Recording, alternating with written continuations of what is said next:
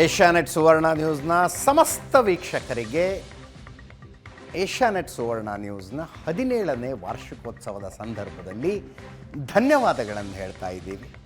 17 ವರ್ಷ ನೇರ ದಿಟ್ಟ ನಿರಂತರ ಪತ್ರಿಕೋದ್ಯಮದ ಇತಿಹಾಸ ನಮ್ಮದು.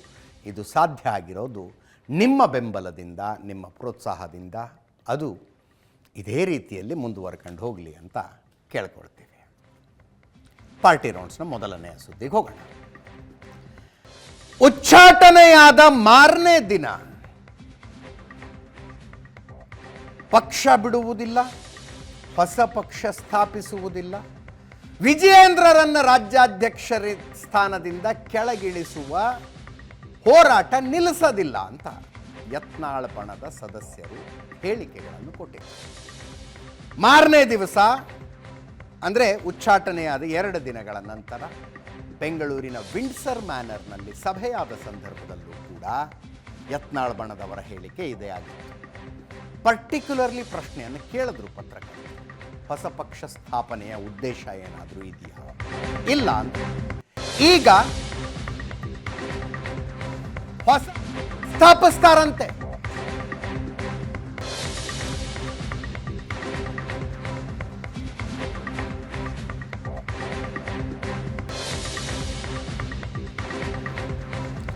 ಯುಗಾದಿಯ ದಿನವೇ ಭವಿಷ್ಯ ನುಡಿದಿದ್ದಾರೆ. ಉಚ್ಚಾಟಿತ ಬಿಜೆಪಿ ನಾಯಕ ಬಸನಗೌಡ ಪಾಟೀಲ್ ಯತ್ನಾಳ್.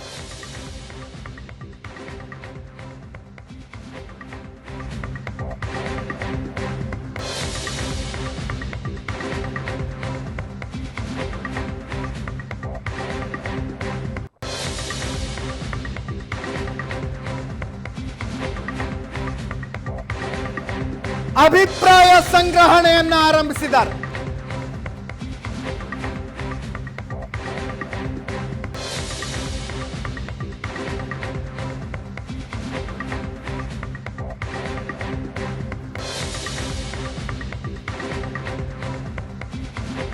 ದಸರಾ ಹೊತ್ತಿಗೆ ಹೊಸ ಪಕ್ಷ ಅಂತೆ.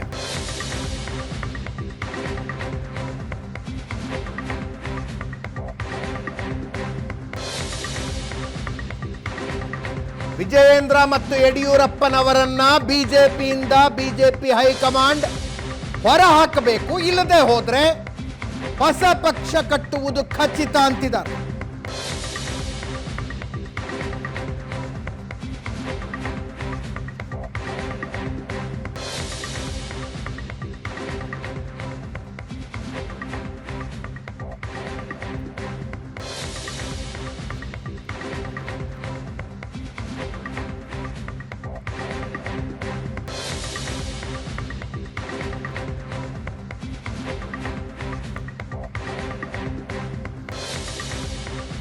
ಏಳನೇ ತಾರೀಕು ಅದ್ದೂರಿಯಾಗಿ ಚಿಂಚೋಳಿಯಲ್ಲಿ ಸಿದ್ಧಸಿರಿ ಎಥನಾಲ್ ಘಟಕದ ಉದ್ಘಾಟನೆ ಕಾರ್ಯಕ್ರಮ ಇತ್ತು. ಮುಖ್ಯ ಅತಿಥಿಗಳಾಗಿ ಕೇಂದ್ರ ಸಚಿವ ನಿತಿನ್ ಗಡ್ಕರಿ ಬರಬೇಕಾಗಿತ್ತು. ಉಚ್ಚಾಟನೆಯಿಂದಾಗಿ ಆ ಕಾರ್ಯಕ್ರಮ ರದ್ದಾಯಿತು. ಸರಳವಾಗಿ ಪೂಜೆ ಮಾಡುವ ಮೂಲಕ ಚಾಲನೆಯನ್ನು ಕೊಟ್ಟರು.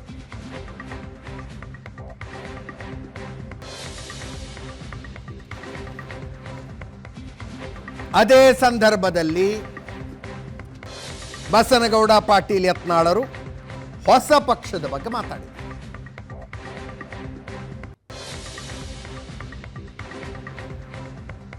ಕೇಳಿಸ್ಕೊಳ್ಳಿ.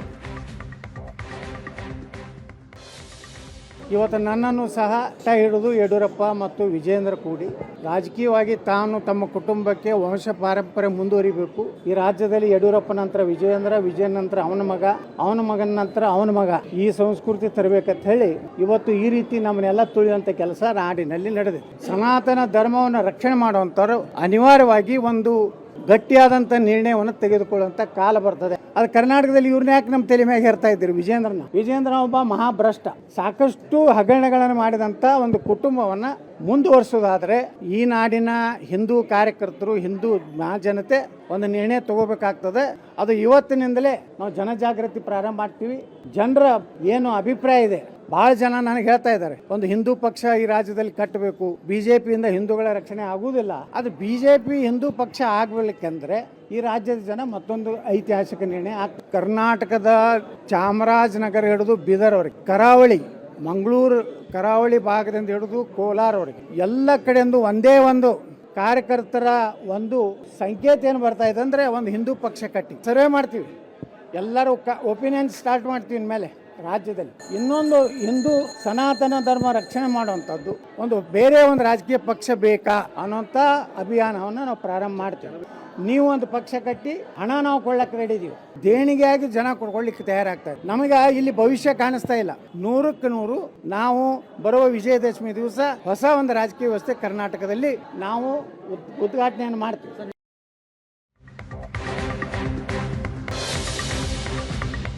ನೆನ್ನೆಯ ಹೇಳಿಕೆಯನ್ನ ಕೇಳಿದ್ರಿ. ಇವತ್ತು ಕೊಪ್ಪಳದ ಗವಿಮಠಕ್ಕೆ ಹೋಗಿದ್ದಾರೆ ಬಸನಗೌಡ ಪಾಟೀಲ್ ಯತ್ನಾಳ್.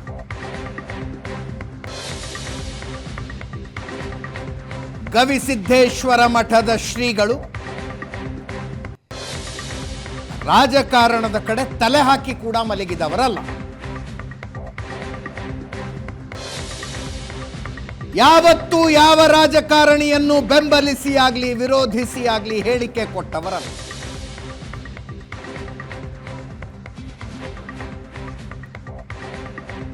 ಅಂಥ ಮಠಕ್ಕೆ ಬಸನಗೌಡ ಪಾಟೀಲ್ ಯತ್ನಾಳರ ಭೇಟಿ.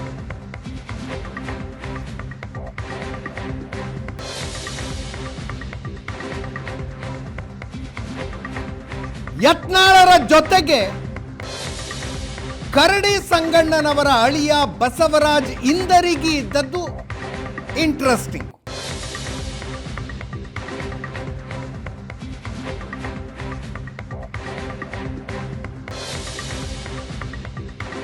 ಮಾಜಿ ಸಂಸದ ಕರಡಿ ಸಂಗಣ್ಣ ಅಳಿಯ ಬಸವರಾಜ್ ಇಂದರಗಿ ಜೊತೆಗಿದ್ದು ಕಾಂಗ್ರೆಸ್ಸಿಗೆ ಯಾವ ಜನ್ಮಕ್ಕೂ ಹೋಗೋದಿಲ್ಲ, ಅದು ಮುಸ್ಲಿಮರ ಪಕ್ಷ.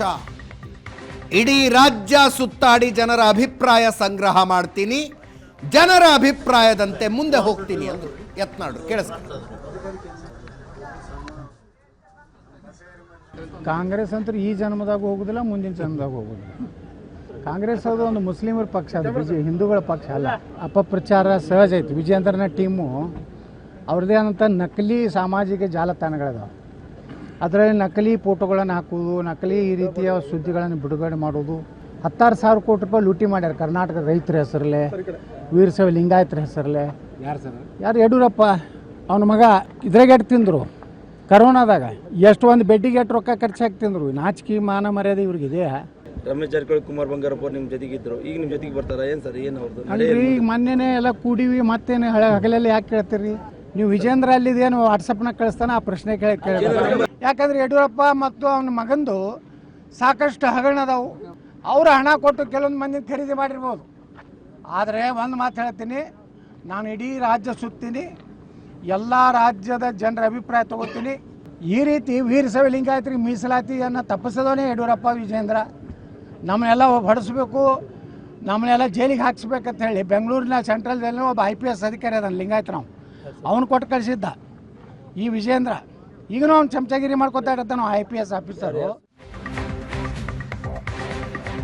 ಈ ಮಧ್ಯೆ ಇನ್ನೊಂದು ಭೇಟಿ. ಬಸನಗೌಡ ಪಾಟೀಲ್ ಯತ್ನಾಳರನ್ನ ತುಮಕೂರಿನ ಒಂದು ಹೋಟೆಲ್ನಲ್ಲಿ ಧಾರವಾಡ ಜಿಲ್ಲೆ ಕಾಂಗ್ರೆಸ್ ಅಧ್ಯಕ್ಷರ ಭೇಟಿಯಾಗಿದ್ದು ಇಂಟ್ರೆಸ್ಟ್. ಅನಿಲ್ ಕುಮಾರ್ ಪಾಟೀಲ್ ಧಾರವಾಡ ಜಿಲ್ಲಾ ಕಾಂಗ್ರೆಸ್ ಅಧ್ಯಕ್ಷ ಬಸನಗೌಡ ಪಾಟೀಲ್ ಯತ್ನಾಳರನ್ನ ಭೇಟಿಯಾಗಿ 20 ನಿಮಿಷ ಚರ್ಚೆ ಮಾಡಿ ಭೇಟಿಯ ವಿಡಿಯೋವನ್ನು ಸೋಷಿಯಲ್ ಮೀಡಿಯಾದಲ್ಲಿ ಹಂಚಿಕೊಂಡಿದ್ದ.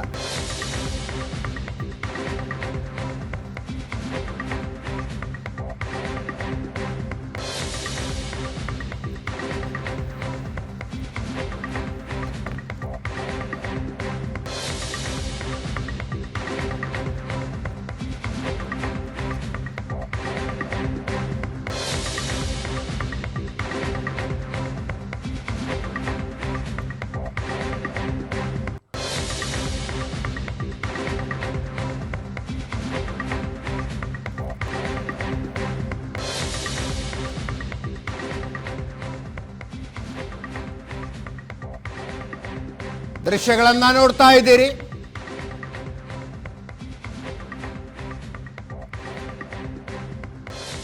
ಅನಿಲ್ ಕುಮಾರ್ ಪಾಟೀಲ್ ಧಾರವಾಡ ಜಿಲ್ಲಾ ಕಾಂಗ್ರೆಸ್ ಅಧ್ಯಕ್ಷ.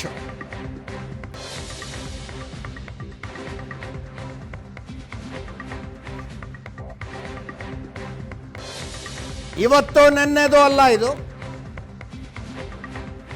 ಯತ್ನಾಳರು ಉಚ್ಚಾಟನೆಗೊಂಡದ್ದು 26ನೇ ತಾರೀಕು. 28ನೇ ತಾರೀಕು ರೆಬೆಲ್ಸ್ ಮೀಟಿಂಗ್ ಆಯಿತು. ಆವತ್ತು ಅದರ ಮಾರನೇ ದಿವಸದ್ದು ದೃಶ್ಯ ಇದು ತುಮಕೂರಿನಲ್ಲಿ.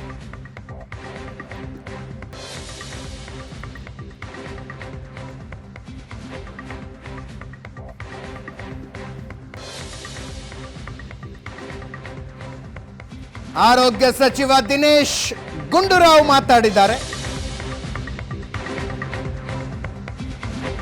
ಅನೇಕ ಜನ ಪಾರ್ಟಿ ಹುಟ್ಟಾಕೋ ಪ್ರಯತ್ನ ಮಾಡಿದ್ರು. ರಾಜ್ಯದಲ್ಲಿ ದೊಡ್ಡ ದೊಡ್ಡವರು ಪಾರ್ಟಿ ಕಟ್ಟಿದ್ದಾರೆ.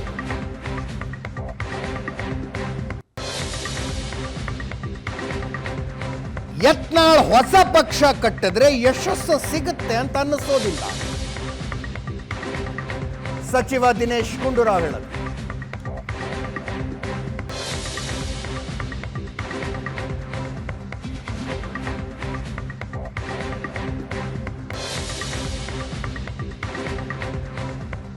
ನಾನು ವಿಶ್ಲೇಷಣೆ ಮಾಡಕ್ ಹೋಗಲ್ಲ. ಆದರೆ ರಾಜಕೀಯ ಪಕ್ಷಗಳು ಈ ನಮ್ಮ ರಾಜ್ಯದಲ್ಲಿ ಅನೇಕ ಜನ ಹುಟ್ಟಾಕೋದಕ್ಕೆ ಪ್ರಯತ್ನ ಮಾಡಿದ್ದಾರೆ. ಅವ್ರಿಗೆ ಅದರಲ್ಲಿ ಯಶಸ್ಸು ಕಂಡು ಬಂದಿಲ್ಲ. ದೊಡ್ಡ ದೊಡ್ಡ ನಾಯಕರುಗಳೇ, ಆಯ್ತಾ. ಸೊ ಅದರಿಂದ ಇದು ಎಷ್ಟು ಮಟ್ಟಿಗೆ ಇದು ಅವರು ಇದರಿಂದ ಒಳ್ಳೇದಾಗುತ್ತೋ ನನಗೆ ಗೊತ್ತಿಲ್ಲ. ಆದರೆ ಅದು ಅವರ ಪಕ್ಷದಲ್ಲಿ ಆಗಿರುವಂಥ ಗೊಂದಲಗಳಿಂದ ಅದು ಸೃಷ್ಟಿಯಾಗಿರುವಂಥದ್ದು. ಆದರೆ ಅವ್ರಿಗೆ ಅನಿವಾರ್ಯ ಇರ್ಬೋದು, ಯತ್ನಾಳ್ ಅವ್ರಿಗೆ ಅನಿವಾರ್ಯ ಇರ್ಬೋದು ಈಗ. ಯಾಕೆಂತ ಹೇಳಿದ್ರೆ ಕಾಂಗ್ರೆಸ್ ಕಡೆ ಬರೋದಕ್ಕೆ ಆಗೋದಿಲ್ಲ. ಯಾಕೆಂದ್ರೆ ಅವರು ನಮ್ಮ ಒಂದು ಸಿದ್ಧಾಂತಕ್ಕೇನೆ ತದ್ವಿರುದ್ಧವಾಗಿ ಇರುವಂಥದ್ದು. ಜನತಾದಳಕ್ಕೆ ಹೋದ್ರೆ ಬಹುಶಃ ಅವರು ಅದ್ರ ಬಗ್ಗೆ ಏನು ಆಲೋಚನೆ ಮಾಡಿದ್ರಲ್ಲೂ ಗೊತ್ತಿಲ್ಲ. ಅದಕ್ಕೆ ಅವರ ಒಂದು ಅಸ್ತಿತ್ವ ಉಳಿಸ್ಕೊಳ್ಳೋದಕ್ಕೋಸ್ಕರ ಯತ್ನಾಳ್ ಮಾಡ್ತಾ ಇರ್ಬೋದು. ಆದರೆ ಅದು ಯಶಸ್ಸು ಸಿಗತ್ತೆ ಅಂತ ನನಗಂತೂ ಅನಿಸೋದಿಲ್ಲ. ನೋಡಿ, ದಿನೇಶ್ ಗುಂಡೂರಾವ್ ಅವರು ಹೇಳಿದ ಹಾಗೆ ನಮಗೂ ನಿಮಗೂ ಗೊತ್ತಿರುವಂತೆ ರಾಜ್ಯದಲ್ಲಿ ಅನೇಕ ಪ್ರಯತ್ನಗಳಾಗಿದ್ದಾವೆ ಹೊಸ ಪಕ್ಷ ಕಟ್ಟಿ ರಾಜಕಾರಣವನ್ನು ಮಾಡುವಂತೆ. ಯಾವ ಯಡಿಯೂರಪ್ಪ ವಿಜಯೇಂದ್ರರನ್ನು ಹೊರಗೆ ಹಾಕಬೇಕು ಅಂತ ಈಗ ಯತ್ನಾಳರು ಧ್ವನಿ ಎತ್ತಾ ಇದ್ದಾರೋ, ಅವ್ರು ಹೊರಗೆ ಹಾಕಿದ್ರೆ ಮಾತ್ರ ನಾನು ಹೊಸ ಪಕ್ಷ ಕಟ್ಟೋದಿಲ್ಲ, ಇಲ್ಲದೆ ಹೋದರೆ ಹೊಸ ಪಕ್ಷ ಕಟ್ತೀನಿ ಅಂತಿದ್ದಾರೆ. ಬಿ ಜೆ ಪಿಯಿಂದ ಹೊರಗೆ ಹಾಕ್ಬೋದು. ಅದೇ ಯಡಿಯೂರಪ್ಪನವರು ಬಿ ಜೆ ಪಿಯಿಂದ ಹೊರಗೆ ಹೋಗಿ KJP ಕಟ್ಟಿದ್ರು. ಬಂಗಾರಪ್ಪನವರಿಂದ ಇತ್ತೀಚಿಗೆ ಬೆಳವಣಿಗೆಯನ್ನು ತಗೊಂಡ್ರು. KCP ಕಟ್ಟಿದ್ರು. 1994 ಬೆಳವಣಿಗೆ. KCP ಕಟ್ಟಿದ್ರು ಬಂಗಾರಪ್ಪನವರು. 218 ಕ್ಷೇತ್ರಗಳಲ್ಲಿ ಕ್ಯಾಂಡಿಡೇಟ್ಗಳನ್ನು ಹಾಕಿದ್ರು. 10 ಕ್ಷೇತ್ರಗಳಲ್ಲಿ ಅವರ ಅಭ್ಯರ್ಥಿಗಳು ಗೆದ್ದರು. ಓಟ್ ತಗೊಂಡಿದ್ದು 7.31%. ನೋಡಿ, ಇದರಲ್ಲಿ ಗೆದ್ದದ್ದಿಷ್ಟು 10 ಕ್ಷೇತ್ರಗಳು ಅಷ್ಟು ಮಾತ್ರ ಮ್ಯಾಟರ್ ಆಗ್ತಾವ ಇಲ್ಲ. ಯಾವ ಪಕ್ಷದಿಂದ ಸಿಡಿದು ಹೊರಗೆ ಬಂದು ಹೊಸ ಪಕ್ಷ ಕಟ್ಟಿರ್ತಾರೋ ಆ ಪಕ್ಷದ ಎಷ್ಟು ಅಭ್ಯರ್ಥಿಗಳ ಸೋಲಿಗೆ ಈ ಪಕ್ಷ ಕಾರಣ ಆಯಿತು ಅನ್ನೋದು ಕೂಡ ಕೌಂಟ್ ಆಗುತ್ತೆ. ಬಂಗಾರಪ್ಪ ಯಡಿಯೂರಪ್ಪನವರು KJP ಕಟ್ಟದು. 204 ಕ್ಷೇತ್ರಗಳಿಗೆ ಅಭ್ಯರ್ಥಿಗಳನ್ನು ಹಾಕಿದ್ರು. 204 6 ಕ್ಷೇತ್ರಗಳಲ್ಲಿ KJP ಅಭ್ಯರ್ಥಿಗಳು ಗೆದ್ರು. 9.79% ಓಟನ್ನು KJP ತೆಗೆದುಕೊಂಡಿತ್ತು. ರಾಮುಲು BRS ಕಟ್ಟಿದ್ರು. 176 ಕ್ಷೇತ್ರಗಳಿಗೆ ಅಭ್ಯರ್ಥಿಗಳನ್ನು ಹಾಕಿದ್ರು. 4 ಕ್ಷೇತ್ರಗಳಲ್ಲಿ BRSನ ಅಭ್ಯರ್ಥಿಗಳ ಗೆದ್ರು. 2.69% ಓಟ್ ಶೇರ್ ರಾಮುಲು ಅವರ BRSದಾಗಿತ್ತು. ಜನಾರ್ದನ ರೆಡ್ಡಿ KRPP ಕಟ್ಟಿದ್ರು. ಕಲ್ಯಾಣ ರಾಜ್ಯ ಪ್ರಗತಿ ಪಕ್ಷ 46 ಕ್ಷೇತ್ರಗಳಿಗೆ ಕ್ಯಾಂಡಿಡೇಟ್ ಹಾಕಿದ್ರು. 1 ಕ್ಷೇತ್ರದಲ್ಲಿ KRPP ಗೆಲ್ತು. ಜನಾರ್ದನ್ ರೆಡ್ಡಿ ಅವರು ಸ್ವತಃ ಗೆದ್ದದ್ದು. ಓಟ್ ತಗೊಂಡಿದ್ದು 0.63%, 1%ಗಿಂತ ಕಡಿಮೆ.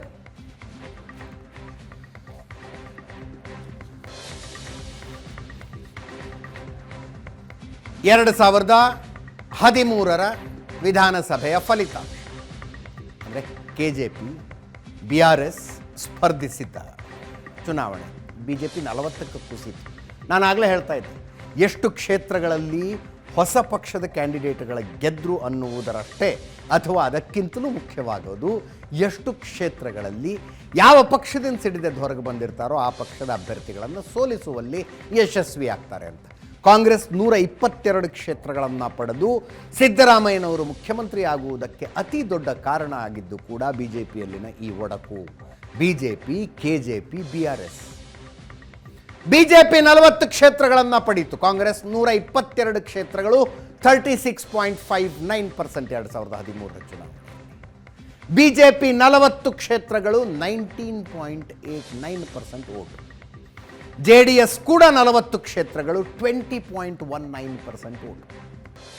ಕೆಜೆಪಿ 6 ಕ್ಷೇತ್ರಗಳಲ್ಲಿ ಗೆಲ್ತು, 9.79% ಓಟ್ ಶೇರ್. BRS 4 ಕ್ಷೇತ್ರಗಳಲ್ಲಿ ಗೆಲ್ತು, 2.69% ಓಟ್ ಶೇರ್. ಇತರೆ 12 ಕ್ಷೇತ್ರಗಳಲ್ಲಿ ಬಂದಿದ್ದರು, 10.85%. ಇದು ಯಡಿಯೂರಪ್ಪನವರು ಮತ್ತು ರಾಮುಲು ಇಬ್ಬರು ಕೂಡ ಬಿಜೆಪಿಯಿಂದ ಹೊರಹೋಗಿ ಸ್ವತಂತ್ರ ಪಕ್ಷಗಳನ್ನು ಕಟ್ಟಿ ಸ್ಪರ್ಧಿಸಿದ್ದ 2013ರ ಚುನಾವಣೆಯ ಫಲಿತಾಂಶ.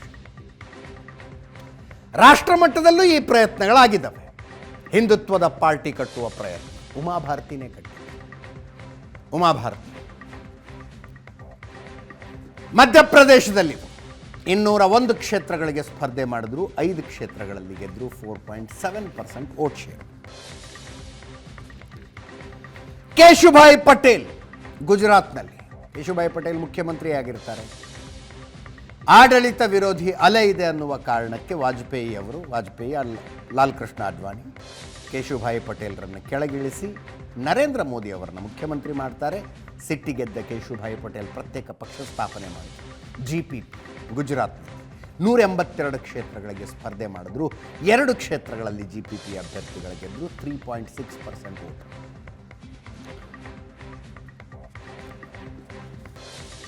ನಮ್ಮ ಜೊತೆಗೆ ನನ್ನ ಕೊಲೀಗ್ ಪ್ರಶಾಂತ್ ನಾತು ಮತ್ತು ನಮ್ಮ BJP beat reporter Ravi Shivaram ನೇರ ಸಂಪರ್ಕದಲ್ಲಿದ್ದಾರೆ.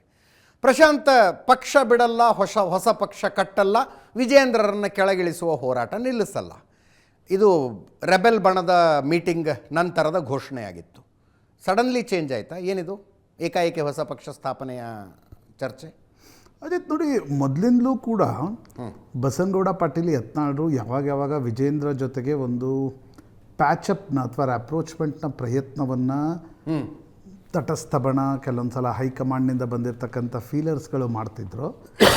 ಆಗ ಬಸನಗೌಡ ಪಾಟೀಲ್ ಯತ್ನಾಳರು ಯಾವತ್ತಿಗೂ ಕೂಡ ಇಲ್ಲ, ನಾನು ರಾಜಿ ಮಾತ್ರ ವಿಜೇಂದ್ರ ಜೊತೆ, ಯಡಿಯೂರಪ್ಪನವ್ರ ಜೊತೆ ಸಾಧ್ಯ ಇಲ್ಲ, ನಾನು ನನ್ನ ಈ ಪೊಲಿಟಿಕಲ್ ಕರಿಯರ್ನಲ್ಲಿ ಆ ಒಂದು ರಾಜಿ ಸೂತ್ರವನ್ನು ಮಾತ್ರ ಮಾಡಲ್ಲ, ಹಂಗೆ ಪ್ರಸಂಗ ಬಂದರೆ ನಾನೊಂದು ಪ್ರಾದೇಶಿಕ ಪಕ್ಷವನ್ನು ಕಟ್ತೀನಿ ಅಂತಕ್ಕಂಥದ್ದನ್ನು RSS ನಾಯಕರಿಗೆ ಸುಮಾರು 1-1.5 ತಿಂಗಳ ಹಿಂದೆಯೇ ಹೇಳಿದರು. ನಾವು ಅದನ್ನು ವರದಿ ಕೂಡ ಮಾಡಿದ್ವಿ. ಇಲ್ಲ, ಬಸನಗೌಡ ಪಾಟೀಲ್ ಯತ್ನಾಳರು ಒಂದು ಹಿಂದೂ ಪ್ರಾದೇಶಿಕ ಪಕ್ಷವನ್ನು ಕಟ್ತೀನಿ ಅಂತಿದ್ದಾರೆ ಅಂತ. ಇದನ್ನೇ ಹೋಗಿ ಬಸವರಾಜ ಬೊಮ್ಮಾಯಿ, ಪ್ರಹ್ಲಾದ್ ಜೋಶಿ, ಉಳಿದವರು ಹೋಗಿ ಅಮಿತ್ ಶಾ ಅವ್ರಿಗೂ ಕೂಡ ಮನವರಿಕೆ ಮಾಡಿದರು, ಬೇಡ ನೀವು ಅವರನ್ನು ಉಚ್ಚಾಟನೆ ಮಾಡಬೇಡಿ ಅಂತ.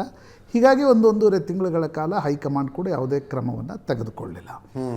ಆದರೆ ಒಂದು 10 ದಿನಗಳ ಹಿಂದೆ ಮತ್ತೊಮ್ಮೆ BJPಯ ರಾಷ್ಟ್ರೀಯ ಅಧ್ಯಕ್ಷ JP ನಡ್ಡಾ ವಯಾ ಮೀಡಿಯಾ ಮೂಲಕ ಯತ್ನಾಳರು ಮತ್ತು ವಿಜಯೇಂದ್ರರನ್ನು ಒಂದೇ ಟೇಬಲ್ ಮೇಲೆ ಕೂಡಿಸಿ ಸಂಧಾನ ಮಾಡ್ತಕ್ಕಂಥ ಪ್ರಯತ್ನವನ್ನು ಶುರು ಮಾಡಿದಾಗಲೂ ಕೂಡ ವಿಜೇಂದ್ರ ಅದಕ್ಕೆ ಒಂದು ನಾನು ದಿಲ್ಲಿಗೆ ಬರ್ತೀನಿ ಅಂತ ಹೇಳಿದರು. ಆದರೆ ಬಸನಗೌಡ ಪಾಟೀಲ್ ಯತ್ನಾಳರು ಇಲ್ಲ, ಯಾವುದೇ ಕಾರಣಕ್ಕೂ ಕೂಡ ರಾಜಿ ಸಂಧಾನ ಸಾಧ್ಯ ಇಲ್ಲ ಅಂತಕ್ಕಂಥದ್ದನ್ನು ಹೇಳಿದಾಗ ಹೈಕಮಾಂಡ್ ಅಂತಿಮವಾಗಿ ಉಚ್ಚಾಟನೆಯ ನಿರ್ಣಯವನ್ನು ತೆಗೆದುಕೊಳ್ತು. ಮೊದಲನೇ ಸಭೆಯಲ್ಲಿ ನೀವು ಹೇಳಿದಂತೆ ಬೆಂಬಲಿಗರ ಮತ್ತು ಸಹೋದ್ಯೋಗಿ ಶಾಸಕರು, ಮಾಜಿ ಸಂಸದರ ಒಂದು ಸಭೆಯಲ್ಲಿ DN ಸಿದ್ದೇಶ್ವರ್, ಪ್ರತಾಪ್ ಸಿಂಹ, ರಮೇಶ್ ಜಾರಕಿಹೊಳಿ, ಕುಮಾರ್ ಬಂಗಾರಪ್ಪ ಇವರೆಲ್ಲ ತಿಳಿಸಿ ಹೇಳಿದರು, ಸುಮಾರು 2-3 ತಿಂಗಳ ಅಂತರೂ ಮಾತಾಡಬೇಡಿ, ನಾವು ದೇವೇಂದ್ರ ಫಡ್ನವೀಸ್ ಮೂಲಕ ಅಮಿತ್ ಶಾ ಅವರನ್ನು ಸಂಪರ್ಕಿಸ್ತಕ್ಕಂಥ ಪ್ರಯತ್ನ ಮಾಡ್ತೀವಿ, ಏನೋ ಮಾಡಿ ಮತ್ತೊಮ್ಮೆ ಪಾರ್ಟಿ ಒಳಗಡೆ ಬರ್ತಕ್ಕಂಥ ಒಂದು ನಿರ್ಧಾರ ಮಾಡಬಹುದು, ಆದರೆ ನೀವು ಮಾತಾಡ್ತಾ ಹೋದರೆ ಆ ನಿರ್ಧಾರ ತೆಗೆದುಕೊಳ್ಳೋಕ್ಕೆ ಸಾಧ್ಯ ಆಗಲ್ಲ, ಆಮೇಲೆ ಅದು 10-15 ದಿವಸದಲ್ಲಿ ಆಗೋ ಮಾತಲ್ಲ ಅಂತಕ್ಕಂಥದ್ದನ್ನು ಸಭೆಯಲ್ಲಿ ನಿರ್ಧಾರ ಮಾಡಲಾಗಿತ್ತು. ಆದರೆ ನನಗನ್ಸುತ್ತೆ ಯತ್ನಾಳರಿಗೆ ಅನಿಸಿದೆ, ಒಂದು ವೇಳೆ ಈಗ ಸಹೋದ್ಯೋಗಿಗಳು ಹೇಳದಂತೆ ಸುಮ್ಮನೆ ಕುಳಿತುಕೊಂಡ್ಬಿಟ್ರೆ ನಾನು ಪೊಲಿಟಿಕಲಿ ಇರ್ರಿಲೆವೆಂಟ್ ಆಗ್ತೀನಿ, ಹೀಗಾಗಿ ಈಗೇನು ನನಗೊಂದು ಉಚ್ಚಾಟನೆ ಮಾಡಿದ ನಂತರವೂ ಕೂಡ ಒಂದು ಹಿಂದೂ ಕಾರ್ಯಕರ್ತರ ಸೋಷಿಯಲ್ ಮೀಡಿಯಾ ಸಪೋರ್ಟ್ ಸಿಕ್ತು, ಅದನ್ನು ನಾನು ಸ್ವಲ್ಪ ಆನ್ ಗ್ರೌಂಡ್ ಓಡಾಡಿದರೆ ನನಗೊಂದು ಹೆಚ್ಚು ಬೆಂಬಲ ಸಿಗಬಹುದು ಅಂತಕ್ಕಂಥ ಪ್ರಯತ್ನವನ್ನು ಬಸನಗೌಡ ಪಾಟೀಲ್ ಯತ್ನಾಳರು ಮಾಡ್ತಿದ್ದಾರೆ. ಮತ್ತು ಅನೇಕ ಬಾರಿ ಏನಾಗುತ್ತೆ ಅಜಿತ್, ನೀವೀಗ ಹಿಂದೂ ಪ್ರಾದೇಶಿಕ ಪಕ್ಷ ಕಟ್ತೀವಿ ಅಂದಾಗ that can be A leverage point also. Okay, ಇಲ್ಲಾಂದರೆ ಹೈಕಮಾಂಡ್ ಯಾಕೆ ನಿಮ್ಮ ಜೊತೆ ನೆಗೋಷಿಯೇಷನ್ ಮಾಡುತ್ತೆ? ಇಫ್ ಯು ಆರ್ ಇರ್ರಿಲೆವೆಂಟ್, ನೀವು ಯಾವುದೇ ರೀತಿಯಾಗಿರ್ತಕ್ಕಂಥ ರಾಜಕೀಯ ಪ್ರಸ್ತುತತೆಯನ್ನು ಕಳ್ಕೊಂಡ್ರೆ ಯಾವ ಪೊಲಿಟಿಕಲ್ ಪಾರ್ಟಿ ನಿಮ್ಮ ಜೊತೆಗೆ ಬಂದು ನೆಗೋಷಿಯೇಷನ್ ಮಾಡುತ್ತೆ? ಆ ಕಾರಣದಿಂದ ಕೂಡ ಯತ್ನಾಳ್ರಿಲ್ಲ, ನಾವು ಪದೇ ಪದೇ ಹಿಂದೂ ಪ್ರಾದೇಶಿಕ ಪಕ್ಷವನ್ನು ಕಟ್ತೀನಿ, ನಾನು ಇಡೀ ರಾಜ್ಯದಾದ್ಯಂತ ಓಡಾಡ್ತೀನಿ. ಕರಾವಳಿಯ ಭಾಗದ ಬಗ್ಗೆ ಅವರು ಹೇಳಿದರು, ಮೈಸೂರು ಭಾಗದ ಬಗ್ಗೆ ಹೇಳಿದರು, ಮುಂಬೈ ಕರ್ನಾಟಕ ಭಾಗದಲ್ಲಿ ಕೂಡ ಲಿಂಗಾಯತ ಪಂಚಮಸಾಲಿಗಳ ಬೆಂಬಲ ನನಗೆ ದೊರೆಯುತ್ತೆ ಅಂತಕ್ಕಂಥದ್ದನ್ನು ಹೇಳಿದರು. ಆ ಪ್ರಯತ್ನವನ್ನು ಬಸನಗೌಡ ಪಾಟೀಲ್ ಯತ್ನಾಳ್ರು ಆರಂಭಿಸಿದ್ದಾರೆ. ಬಟ್ ದಸರಾವರೆಗೆ ಟೈಮ್ ಕೊಟ್ಟಿದ್ದಾರೆ. ನಾನು ದಸರಾಗೆ ಈ ಪಕ್ಷವನ್ನು ಘೋಷಿಸ್ತೀನಿ ಅಂತಕ್ಕಂಥದ್ದು. ಅಲ್ಲಿಯವರೆಗೆ ಈ ಒಂದು ಪಾಯಿಂಟ್ ಆಫ್ ಏನೊಂದಿದೆ ಅಂದರೆ ಪ್ರಾದೇಶಿಕ ಪಕ್ಷ ಸ್ಥಾಪಿಸ್ತಾರೆ ಅಂತಕ್ಕಂಥದ್ದು, ಅದನ್ನಿಟ್ಕೊಂಡು ತೆರೆಯ ಹಿಂದೆ ಯಾವುದಾದ್ರೂ ರಾಜಿ ಸಂಧಾನ ನಡೆಯುತ್ತಾ ಅಂತಕ್ಕಂಥದ್ದು ನೋಡಬೇಕು. ಆದರೆ ನನಗನ್ಸುತ್ತೆ ಅಜಿತ್, ರಾಜಿ ಸಂಧಾನದ ಸಾಧ್ಯತೆಗಳು ತೀವ್ರವಾಗಿ ಕಡಿಮೆ. ರಾಜಿ ಸಂಧಾನ ಆಗೋದಿದ್ರೆ ಮೊದಲು ನೋಟಿಸ್ ಆಗಬೇಕಿತ್ತು, ಎರಡನೇ ನೋಟಿಸ್ ಕೊಟ್ಟಾಗಲೇ ಆಗಬೇಕಿತ್ತು. ಮತ್ತು ರಾಜಿ ಸಂಧಾನಕ್ಕೆ ಪಾಯಿಂಟ್ಸ್ ಏನು? ಈಗ ನೋಡಿ, ಬಿ ಜೆ ಪಿ ಹೈಕಮಾಂಡ್ ಯತ್ನಾಳ್ರನ್ನ ಉಚ್ಚಾಟನೆ ಮಾಡಿದೆ. ಅದರ ನೇರ ಅರ್ಥ ಏನು? ವಿಜಯೇಂದ್ರನ್ನ ಬದಲಾವಣೆ ಮಾಡಲ್ಲ ಅಂತ. ಹೌದು. ವಿಜಯೇಂದ್ರನ್ನ ಬದಲಾವಣೆ ಮಾಡೋದಿದ್ರೆ ಯತ್ನಾಳ್ರನ್ನ ಉಚ್ಚಾಟನೆ ಮಾಡ್ತಕ್ಕಂಥ ಸಾಧ್ಯತೆಯೇ ಇರಲಿಲ್ಲ. ವಿಜಯೇಂದ್ರನ್ನ ಕಂಟಿನ್ಯೂ ಮಾಡಬೇಕು ಅಂತಕ್ಕಂಥ ನಿರ್ಣಯ ತೆಗೆದುಕೊಂಡಾಗಲೇ ಎ ಜೊತೆಗಿದ್ದೀವಿ, ಬಿ ಅನ್ನು ಹೊರಗೆ ಹಾಕ್ತೀವಿ ಅನ್ನೋ ತೀರ್ಮಾನವನ್ನು ಬಿ ಜೆ ಪಿ ಹೈಕಮಾಂಡ್ ತೆಗೆದುಕೊಂಡಿತ್ತು. ಆ ಕಾರಣದಿಂದ ನನಗನ್ಸುತ್ತೆ ಯತ್ನಾಳ್ರಿಗೂ ಗೊತ್ತಿದೆ, ನನಗೆ ಪಾಯಿಂಟ್ ಆಫ್ ನೋ ರಿಟರ್ನ್ ನಾನು ತಲುಪಿರೋದ್ರಿಂದ ಒಂದು ಹೊಸ ಪ್ರಾದೇಶಿಕ ಪಕ್ಷವನ್ನು ಕಟ್ಟಬೇಕು ಅಂತಕ್ಕಂಥದ್ದು. ಈ ಕಟ್ಟಲಿಕ್ಕೆ ಸಾಧ್ಯ ಆಗುತ್ತಾ? ಅವ್ರಿಗೆ ಆ ಟೆಂಪ್ರಮೆಂಟ್ ಇದೆನಾ? ಈ ಟೆಂಪೋವನ್ನು ಉಳಿಸ್ಕೊಳ್ಳಿ, ಅದೆಲ್ಲ ಮಾತಾಡೋಣ. ಅಂದರೆ ಸಕ್ಸಸ್ ರೇಟ್ ಎಷ್ಟು ಎಲ್ಲ ಮಾತಾಡೋಣ. ಪ್ರಾಯಶಃ ದಟ್ ಈಸ್, ನನಗನ್ಸುತ್ತೆ ಅದು ಮುಂದಿನ ದಿನಗಳಲ್ಲಿ ಅವ್ರು ಹೆಂಗೆ ಹೋಗ್ತಾರೆ ಅನ್ನೋದ್ರ ಮೇಲೆ ಅವಲಂಬನೆ. ಎಸ್ ನಾಳರು ಹೊಸ ಪಕ್ಷ ಕಟ್ಟುವ ಬಗ್ಗೆ ಅಭಿಪ್ರಾಯ ಸಂಗ್ರಹಣೆ ರಾಜ್ಯದಾದ್ಯಂತ ಮಾಡ್ತಾರಂತೆ. ನಮ್ಮ ಜೊತೆಗೆ ಮತ್ತೊಮ್ಮೆ ನನ್ನ ಕೊಲೀಗ್ ಪ್ರಶಾಂತ್ ನಾಥ್ ಜಾಯ್ನ್ ಆಗಿದ್ದಾರೆ, ಜೊತೆಗೆ ರವಿ ಶಿವರಾಮ್ ಕೂಡ ಇದ್ದಾರೆ. ಎಸ್ ಪ್ರಶಾಂತ್, ಲಾಜಿಕಲ್ ಅನಿಸುತ್ತೆ ಹೊಸ ಪಕ್ಷ ಕಟ್ಟೋದಕ್ಕೆ ಓಡಾಡದೆ ಹೋದರೆ ಮತ್ತೊಮ್ಮೆ ಬಿ ಜೆ ಪಿಗೆ ಕರೆಯೋ ಪ್ರಶ್ನೆನೇ ಬರೋದಿಲ್ಲ. Yatnal will become A neglected leader. ಜೊತೆಗೆ ಯಾರು ಬರ್ತಾರೆ ಅಂತ ಈಗ ಹೊಸ ಪಕ್ಷ ಕಟ್ಟುವ ಅಭಿಪ್ರಾಯ ಸಂಗ್ರಹಣೆಯಕ್ಕೆ ರಾಜ್ಯದಾದ್ಯಂತ ಪ್ರವಾಸ ಏನು ಮಾಡ್ತಾರಲ್ಲ, ರೆಬೆಲ್ಸ್ ಟೀಮ್ನವ್ರು ಯಾರು ಜೊತೆಗೆ ಇರ್ತಾರಾ?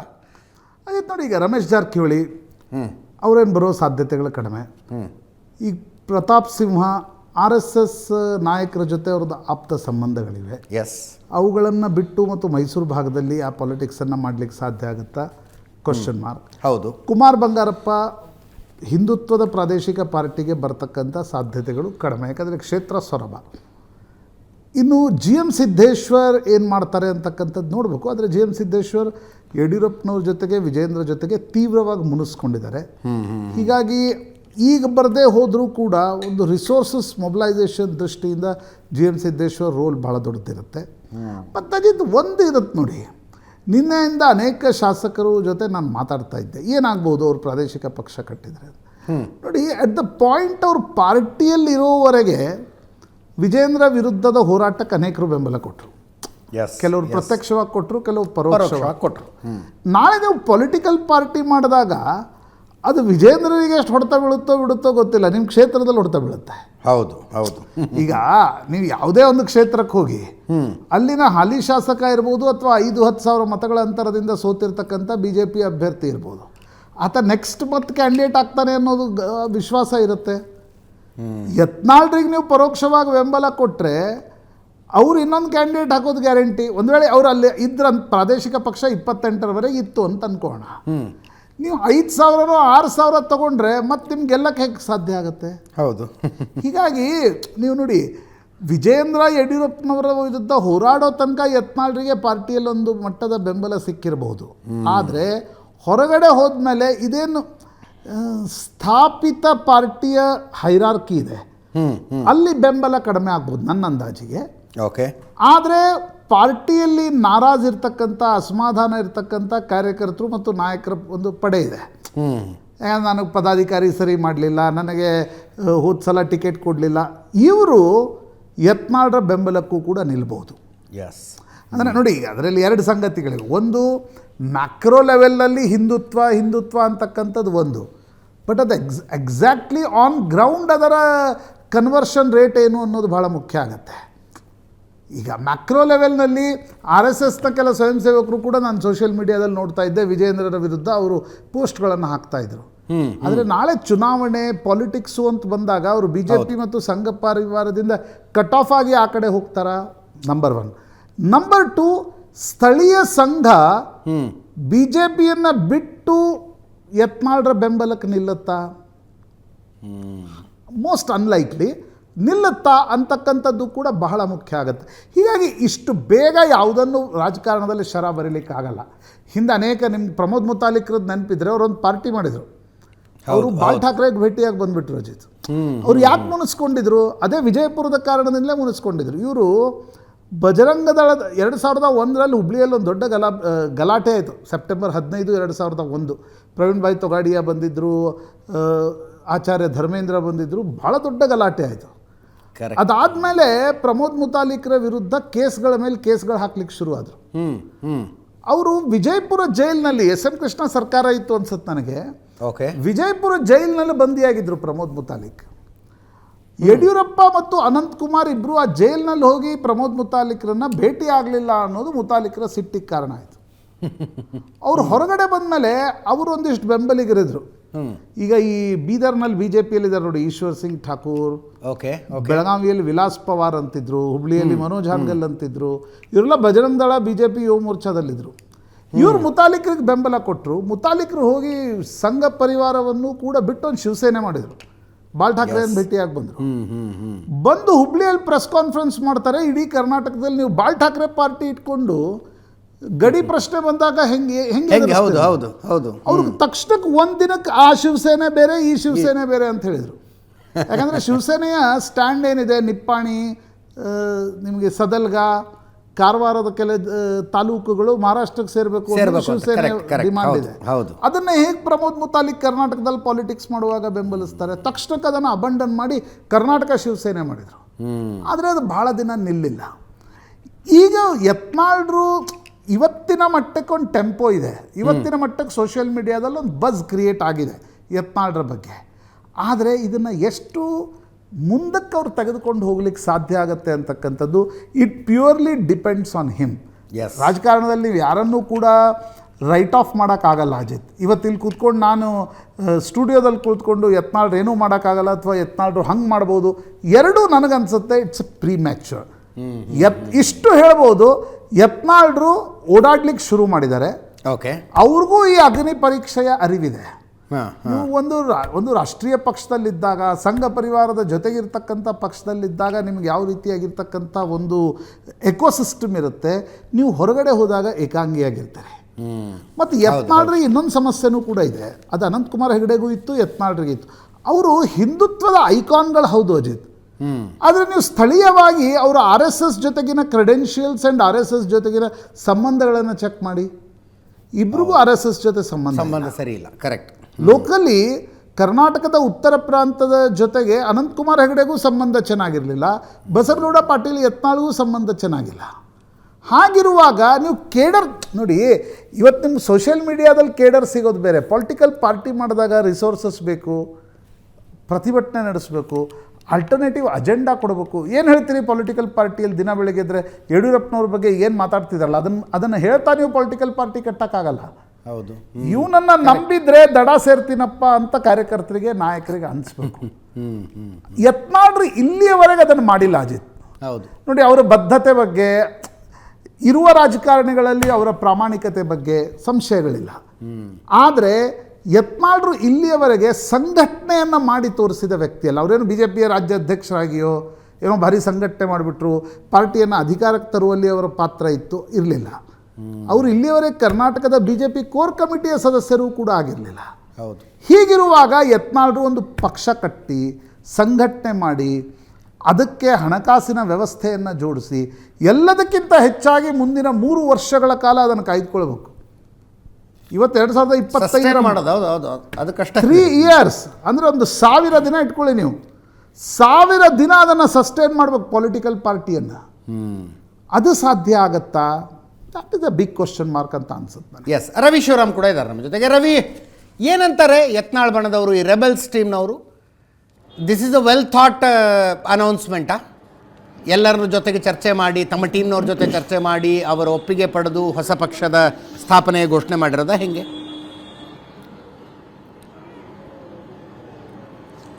ಯತ್ನಾಳ್ ಅವರು ಯಾವುದೇ ಹೇಳಿಕೆಯನ್ನು ಚರ್ಚೆ ಮಾಡಿ ಅಂತೂ ಕೊಡೋದಿಲ್ಲ. ಇಲ್ಲಿಯ ತನಕ ನಾವು ರಾಜಕಾರಣವನ್ನು ನೋಡಿದಾಗ ಅವ್ರು ಆ ಕ್ಷಣ ಏನು ಅನ್ಸುತ್ತೆ ಅದನ್ನ ಹೇಳ್ಕೊಂಡೇ ಅಲ್ಲ, ಇದು ಹೇಳಿಕೆ ಅಲ್ಲ, ನಿರ್ಧಾರ. ಇದು ಪಾರ್ಟಿಯ ಸ್ಥಾಪನೆ ಮಾಡುವ ವಿಚಾರ ಇಲ್ಲ ಅಜಿತ್.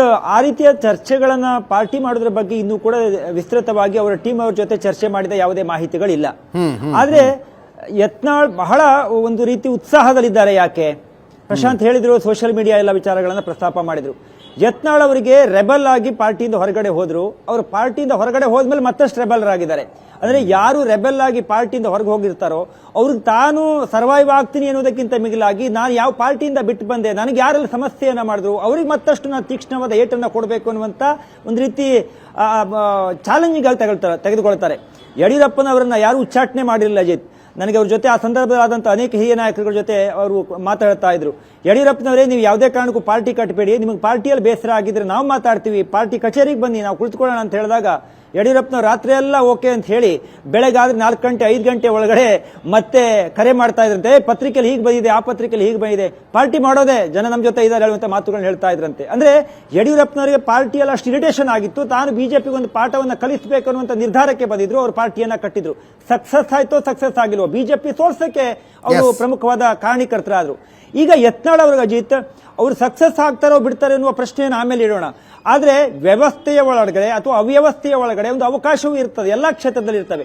ಆ ಅವಕಾಶವನ್ನು ಹೇಗೆ ಬಳಸ್ಕೊಳ್ಳೋದು ಅನ್ನುವಂಥ ಯೋಚನೆಯನ್ನ ಈಗ ಯತ್ನಾಳ್ ಅವರು ಮಾಡ್ತಾ ಇದ್ದಾರೆ. ಅವರ ಬಗ್ಗೆ ಒಂದು ಸಿಂಪತಿ ಕ್ರಿಯೇಟ್ ಆಗೋದಕ್ಕೆ ಅಥವಾ ಅವ್ರ ಪರವಾಗಿ ಸೋಷಿಯಲ್ ಮೀಡಿಯಾದಲ್ಲಿ ಕೆಲವೊಂದಿಷ್ಟು ಜನ ಹಿಂದುತ್ವದ ಪರವಾಗಿರುವವರು ಮಾತಾಡೋದಕ್ಕೆ ಯಾಕೆ ಕಾರಣ? ಕಳೆದ 2-3 ವರ್ಷಗಳಿಂದ ಅವರು ನಿರಂತರವಾಗಿ 3 ಪ್ರಮುಖ ವಿಚಾರಗಳನ್ನು ಇಟ್ಕೊಂಡು ಮಾತಾಡ್ತಾ ಬಂದ್ರು. ಒಂದು ವಂಶವಾದ, ಇನ್ನೊಂದು ಪಂಚಮಸಾಲಿ ಹೋರಾಟ, ಇನ್ನೊಂದು ಪಾರ್ಟಿಯಲ್ಲಿ ಯಾವುದೇ ರೀತಿಯ ವ್ಯವಸ್ಥೆಗಳು ಸರಿಯಾಗಿಲ್ಲ, ಹೊಂದಾಣಿಕೆಗಳು ನಡೀತಾ ಇದ್ದಾವೆ, ಮತ್ತು ಹಿಂದುತ್ವವಾದಿಗಳನ್ನ ಅವರು ಪಾರ್ಟಿ ಒಂದು ಹಂತದಲ್ಲಿ ಅವಕಾಶವನ್ನು ಕೊಟ್ಟು ಯಾವಾಗ ಅವರೊಬ್ಬರು ಪೀಕಿಗೆ ಬರ್ತಾರೋ ಅವ್ರನ್ನ ಹೊರಗಡೆ ಇಡ್ತಾರೆ ಹೇಳುವಂತ ಏನು ಕಾರ್ಯಕರ್ತರ ದನಿಗಳಿದ್ವು, ಅದಕ್ಕೆಲ್ಲದಕ್ಕೂ ಕೂಡ ಭಾವನೆಯಾಗಿ ಮಾತಾಡ್ತಾ ಬಂದ್ರು. ಅಜಿತ್ ಗಮನಿಸಿ ನೋಡಿ, ಪಂಚಮಸಾಲಿಯಲ್ಲಿ ಸುಮಾರು 30 ಲಕ್ಷ ಜನ ಸಮುದಾಯ ಇದೆ ಹೇಳುವಂತ ಒಂದು ಚರ್ಚೆ ಇದೆ.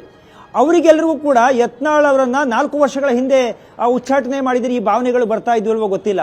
ಆದ್ರೆ ಅವ್ರು ಯಾವಾಗ ಹೋರಾಟವನ್ನು ಕೈಗೆತ್ತಿಕೊಂಡ್ರು ಆಗ ಯತ್ನಾಳ್ರಿಗೊಂದು ಅನ್ಯಾಯ ಆಯ್ತು. ಈ ಮಾತನ್ನು ನಾವು ಹೇಳ್ತಾ ಇಲ್ಲ ಅಜಿತ್, ಶ್ರೀರಾಮುಲು ಈ ಮಾತನ್ನು ಹೇಳ್ತಾ ಇದ್ದಾರೆ. ಇಲ್ಲ, ಯತ್ನಾಳ್ ಅವ್ರಿಗೆ ಅನ್ಯಾಯ ಆಗಿದೆ. ಇವತ್ತು ಕೂಡ ಬಿಜೆಪಿ ಕಚೇರಿಯಲ್ಲಿ ಅದೇ ಮಾತನ್ನು ಹೇಳ್ತಾ ಇದ್ರು ಅವರು. ಇಲ್ಲ, ಶ್ರೀರಾಮುಲು ಅವರು ಏನು ನಾನು ಹೇಳ್ಬಿಡ್ತೀನಿ, ಒಬ್ಬರು ವ್ಯಕ್ತಿ ಪರವಾಗಿದ್ದಾರೆ ಅಂತ ಭಾವಿಸಬೇಡಿ, ಆದ್ರೆ ಯತ್ನಾಳ್ ಅವರಿಗೆ ಸಮುದಾಯ ಇದೆ, ಅವರು ಕೂಡ ಅದನ್ನ ಸರಿ ಮಾಡ್ಕೊಂಡು ಹೋಗಬೇಕಾಗಿದೆ ಪಾರ್ಟಿ ಅನ್ನುವಂಥದ್ದು. ಅಂದ್ರೆ ಅವರು ಆ ರೀತಿ ಹೇಳೋದಕ್ಕೆ ಒಂದು ಕಾರಣವೂ ಇದೆ ಅಜಿತ್. ನಿನ್ನೆ ಒಬ್ರು ಮಾಜಿ ಶಾಸಕರು, ಹೆಸರು ಬೇಡ, ಅವ್ರು ಹೇಳ್ತಾ ಇದ್ರು, ಇಲ್ಲ ಪಾರ್ಟಿಯಲ್ಲಿ ತುಂಬಾ ಬೆಂಕಿ ಹೊತ್ಕೊಬಿಟ್ಟಿದೆ, ಇದು ಬೇಡವಾಗಿತ್ತು. 4-5 ಸಾವಿರ ಕ್ಷೇತ್ರಗಳಿಂದ ಗೆಲ್ಲುವಂತ ಅನೇಕ ಕ್ಷೇತ್ರಗಳಲ್ಲಿ ಪಂಚಮಸಾಲಿ ಮತ ಇದೆ, ಅಲ್ಲಿ ಯತ್ನಾಳ್ ಮೇಲೆ ಪ್ರೀತಿ ಅನ್ನೋದಕ್ಕಿಂತ ಮಿಗಿಲಾಗಿ ನಮ್ಮೊಬ್ಬ ಸಮುದಾಯದ ಲೀಡರ್ಗೆ ಮೋಸ ಮಾಡ್ಬಿಟ್ರಲ್ಲ, ಬೇಸರ ಮಾಡ್ಬಿಟ್ರಲ್ಲ ಅನ್ನುವಂಥದ್ದು ಏನಾದ್ರೂ ಅವ್ರು ಯೋಚನೆ ಮಾಡಿದ್ರೆ ಅದು ನಮ್ಮೆಲ್ಲರೂ ಕೂಡ ಹೊರತಾ ಬರ್ತವೆ. 25-30 ಕ್ಷೇತ್ರದಲ್ಲಿ ಪಂಚಮಸಾಲಿ ಮತಗಳಿದ್ದಾವೆ, ಇದೆಲ್ಲವೂ ಕೂಡ ಪರಿಗಣನೆಗೆ ಬರ್ತವೆ. ಹಾಗಾಗಿ ಹೈಕಮಾಂಡ್ ನಾವು ತೆಗೆದುಕೊಂಡ ನಿರ್ಧಾರವನ್ನ ಮಾತಾಡಕ್ ಆಗೋದಿಲ್ಲ. ಆದ್ರೆ ಅವರು ಆ ರೀತಿ ಮಾಡಬಾರ್ದಾಗಿತ್ತು ಎನ್ನುವಂತ ಮಾತುಗಳನ್ನು ಹೇಳ್ತಾ ಇದ್ದಾರೆ. ಅನೇಕ ಬಾರಿ ಅಜಿತ್ ಈಗ ಯತ್ನಾಳ್ ಅವರು ಮಾತಾಡಿ ಸರಿಯೋ ತಪ್ಪೋ ಎನ್ನುವಂಥದ್ದು ಬೇರೆ. ಆದರೆ ಈ ಒಂದು ಪ್ರಮುಖ ಕಾರಣಗಳಿಂದ ಅನಂತಕುಮಾರ್ ಹೆಗಡೆ ಅವರಿಗೆ ಟಿಕೆಟ್ ಅನ್ನ ಕೊಡದಿರುವುದು. ಅನಂತಕುಮಾರ್ ಹೆಗಡೆ ಅವರು ಸಂವಿಧಾನದ ವಿಚಾರ ಮಾತಾಡಿದ್ರು, ಪಾರ್ಟಿಯಲ್ಲೆಲ್ಲ ಡ್ಯಾಮೇಜ್ ಆಯ್ತು ಸರಿ, ಆದ್ರೆ ಅನಂತಕುಮಾರ್ ಹೆಗಡೆ ಅವರಿಗೆ ಹಿಂದುತ್ವದ ನಾಯಕ ಹೇಳುವಂತ ಒಂದು ಬ್ರ್ಯಾಂಡ್ ಇತ್ತು. ಆ ಕಾರಣಕ್ಕೋಸ್ಕರ ಅವರನ್ನು ಬೆಂಬಲಿಸುವಂತವ್ರು ನೋಡಿ, ಅನಂತಕುಮಾರ್ ಹೋದ್ರು, ಸಿ.ಟಿ. ರವಿ ಅವರಿಗೆ ನೀವು ಪರಿಷತ್ನಲ್ಲಿ ವಿಪಕ್ಷ ನಾಯಕ ಮಾಡಲಿಲ್ಲ, ಪ್ರತಾಪ್ ಸಿಂಹ ಅವರಿಗೆ ಟಿಕೆಟ್ ತಪ್ಪಿದ್ರು. ಈ ರೀತಿಯ ಭಾವನೆಗಳಿದಾವೆ. ಅದರ ಭಾವನೆಗಳನ್ನು ಒಟ್ಟು ಸೇರಿಸಿ ಯತ್ನಾಳ್ ಮಾತಾಡ್ತಾ ಇದ್ರು. ಈಗ ಅವ್ರಿಗೂ ಅನ್ಯಾಯ ಆಯ್ತಲ್ಲ ಹೇಳುವಂತ ಚರ್ಚೆ ಜನಮಾನಸಕ್ಕೆ ಬರೋದಕ್ಕೆ ಕಾರಣ ಈ ಪ್ರಮುಖ 4 ವಿಚಾರ ಅಂತ ಅನ್ಸುತ್ತೆ. ಆ ಉಮೇದಿಯಲ್ಲಿ ಜನ ಮಾತಾಡ್ತಿರುವ ಉಮೇದಿಯನ್ನು ನೋಡ್ಕೊಂಡು ಇವತ್ತು ಯತ್ನಾಳ್ ಇಲ್ಲ ನಾನು ಪಾರ್ಟಿ ಮಾಡ್ತೇನೆ, ಜನ ನನಗೆ ದುಡ್ಡು ಕೊಡ್ತೀನಿ ಅಂತ ಹೇಳಿದ್ದಾರೆ, ನಾನು ಒಂದು ಹೋರಾಟ ಮಾಡ್ತೇನೆ ಹೇಳುವಂತ ಮಾತುಗಳು ಹೇಳ್ತಾ ಇದ್ದಾರೆ. ಆದ್ರೆ ಆ ಉಮೇದಿ ಎಲ್ಲಿ ತನಕ ಇರ್ತವೆ ಅದು ಗೊತ್ತಿಲ್ಲ. ಪ್ರಮುಖವಾಗಿ ಯತ್ನಾಳ್ ಅವರನ್ನ ಅವರ ಬೆಂಬಲಿಗರು ಅಥವಾ ಅವರಿಗೆ ಪರೋಕ್ಷವಾಗಿ ಪ್ರತ್ಯಕ್ಷವಾಗಿ ಸಹಕಾರ ಮಾಡಿದವರು ಕೂಡ ಪಾರ್ಟಿ ಕಟ್ಟೋದ್ರ ಬಗ್ಗೆ ಯಾವುದೇ ಒಂದು ಸೂಚನೆಯನ್ನ ಕೊಟ್ಟಿಲ್ಲ, ಅಥವಾ ನೀವು ಮಾಡಿ ಹೇಳುವಂತ ಮಾತುಗಳು ಹೇಳ್ತಾ ಇಲ್ಲ. ಆದ್ರೆ ಯತ್ನಾಳ್ ಹಾಗೆ ಅನಿಸ್ತಾ ಇದೆ, ಈ ಎಲ್ಲ ಕಾರಣ ಜನ ಸಪೋರ್ಟ್ ಮಾಡ್ತಾ ಇದ್ರೆ ನಾನು ಯಾಕೊಂದು ಕೈ ನೋಡಬಾರ್ದು ಅಂತ. ನಮಗಿರುವ ಮಾಹಿತಿಯ ಪ್ರಕಾರ ಅಜಿತ್, ಮೊನ್ನೆಯೂ ಕೂಡ ಪಾರ್ಟಿ ಮಾಡೋದ್ರ ಬಗ್ಗೆ ಯಾವುದೇ ನಿರ್ಣಯಗಳಾಗಲಿಲ್ಲ. ಅಂತಿಮವಾಗಿ ಯತ್ನಾಳ್ ಹೊಸ ಪಾರ್ಟಿಯನ್ನು ಕಟ್ಬಿಡ್ತಾರೆ ಅನ್ನುವಂಥದ್ದು ಇನ್ನೂ ಕೂಡ ಕ್ವಶನ್ ಮಾರ್ಕ್. ಆದ್ರೆ ಆ ಬಂದಿರುವಂತ ವೇವನ್ನ ಬಳಸ್ಕೊಂಡು ತಾನು ಜನರ ಮತ್ತಷ್ಟು ಹತ್ರ ಆಗ್ತಾ ನಾನು ಯಾವೆಲ್ಲ ವಿಚಾರಗಳನ್ನ ಮಾತಾಡ್ತಾ ಇದ್ದೀನಿ ಅನ್ನೋದು ಇನ್ನಷ್ಟು ಗಟ್ಟಿಯಾಗಿ ಹೇಳೋಣ ಅನ್ನುವ ನಿರ್ಧಾರ ಇದ್ದಂತೆ ಕಾಣ್ತಾ ಇದೆ ಹೊರತಾಗಿ ಅದು ಅಂತಿಮವಾಗಿ ಪಾರ್ಟಿ ಬಂದ್ಬಿಡ್ತೇವೆ ಅಂತಲ್ಲ. ಅಜಿತ್, ಸುಮ್ಮನೆ ಒಂದು ಉದಾಹರಣೆ ಹೇಳೋದಾದ್ರೆ, ಕೌರವರ ಜೊತೆ ಹೋದ ಕರ್ಣ ಸೋತಿರಬಹುದು ಅಥವಾ ಅವ್ರ ಜೊತೆ ಹೋಗಿದ್ದ ತಪ್ಪು ಅಂತ ಹೇಳಿರಬಹುದು. ಆದರೆ ಪಾಂಡವರಿಗಿದ್ದ ಅವಕಾಶ ಕರ್ಣನಿಗಿರಲಿಲ್ಲ. ಹಾಗಾಗಿ ಅವನ ಬಗ್ಗೆ ಒಂದು ಸಿಂಪತಿ ಇದೆ. ಅಲ್ಲಿ ಶ್ರೇಷ್ಠ ಅಥವಾ ಕನಿಷ್ಠ ಅನ್ನುವಂಥ ಪ್ರಶ್ನೆ ಇಲ್ಲ. ವ್ಯವಸ್ಥೆಗಳು ಎಲ್ಲರಿಗೂ ಸಿಕ್ಕಿದೆ, ಅವ್ರಿಗೂ ಸಿಕ್ಕಿದಿದ್ರೆ ಕರ್ಣ ಕೂಡ ಅರ್ಜುನ್ ಹೊಡಿಬಹುದಾಗಿತ್ತು ಅನ್ನುವಂಥ ಚರ್ಚೆ ಇವತ್ತಿಗೂ ಯಾಕೆ ಜನಮಾನಸದಲ್ಲಿದೆ? ಅವ್ರು ಸಿಕ್ಕಿರೋ ವ್ಯವಸ್ಥೆ ಅವ್ರು ಸಿಕ್ಕಿಲ್ಲ ಅಂತ.